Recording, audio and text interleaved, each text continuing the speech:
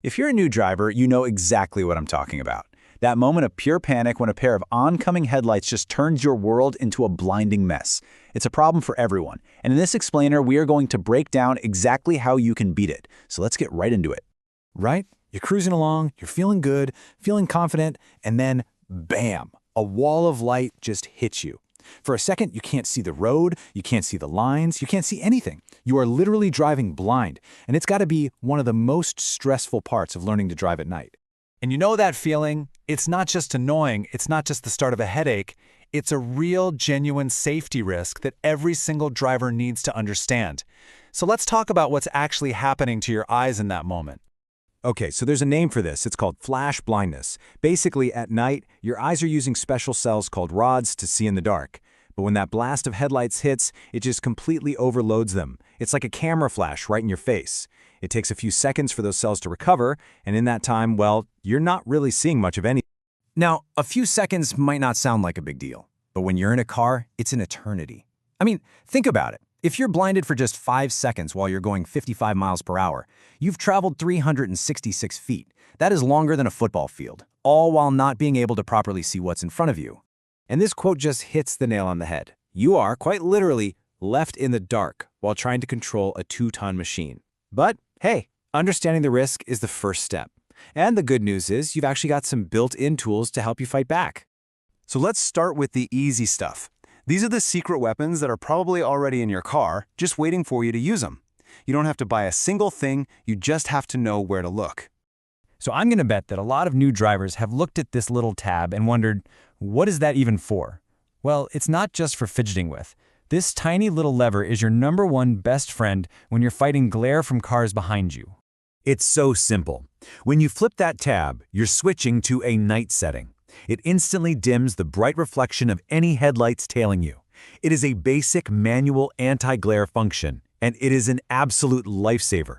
Seriously, make it a habit. As soon as it gets dark, flip that little tab. Okay, here's another super simple one. You know that cool blue glow from your dashboard and your screen? Yeah, it's actually working against you. The brighter your car is on the inside, the harder it is for your eyes to stay adjusted to the darkness outside on the road. So find that little dial and turn your dash brightness way down. Okay, so we've covered the tools already in your car. Now let's get into the skills. These are the techniques that experienced drivers use to handle that glare as it's happening. All right, this is the moment of truth. You see those lights coming right at you. Your instinct, your gut, is probably screaming at you to do one thing. But that instinct is almost always the wrong thing to do. See, your brain wants to stare right at the threat. It wants to try and see through the light, but that is exactly what causes that flash blindness we were talking about. The pro technique feels totally counterintuitive, but you have to train yourself to look away from the danger in order to stay safe. And here it is. This is the single most important tip you'll learn for night driving. Don't look at the headlights. Instead, shift your gaze down and to the right. Focus your eyes on that solid white line that marks the edge of the road. This little trick keeps you safely in your lane while letting your peripheral vision keep track of the other car. It works every time. And this diagram here shows you why this is such a big deal, especially on 2-lane roads. It's just simple geometry. The cars are closer together, so the angle of their headlights is aimed much more directly at you. This is where that look to the right technique becomes absolutely crucial. All right, for our last section, let's talk about the best way to fight glare, stopping it before it even starts. Just a few simple habits can make a huge difference in how much glare you even have to deal with. Oh, this is a huge one that so many people forget about.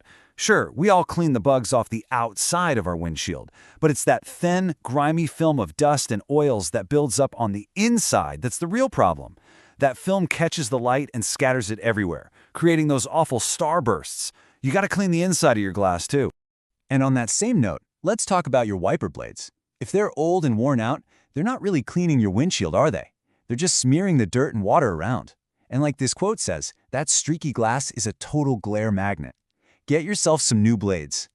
So here's a quick checklist to make it easy. Keep that glass clean inside and out. Swap out your wipers regularly. Keep that washer fluid full. Dim your dash. And hey, next time you're getting your oil changed, ask the mechanic to check your headlight aim. You don't want to be the one causing glare for other drivers. So really, it all just boils down to these 3 simple things. Defend, look, and prepare. Defend against glare from behind with your mirror. Look to the right to guide yourself past oncoming lights, and prepare your car with clean glass so you always have the best view possible. See, with these tools and techniques, night driving really doesn't have to be so stressful. It just takes a little bit of knowledge and a little bit of practice. So, what's the one thing you learned here that you're going to try out the very next time you get behind the wheel after dark?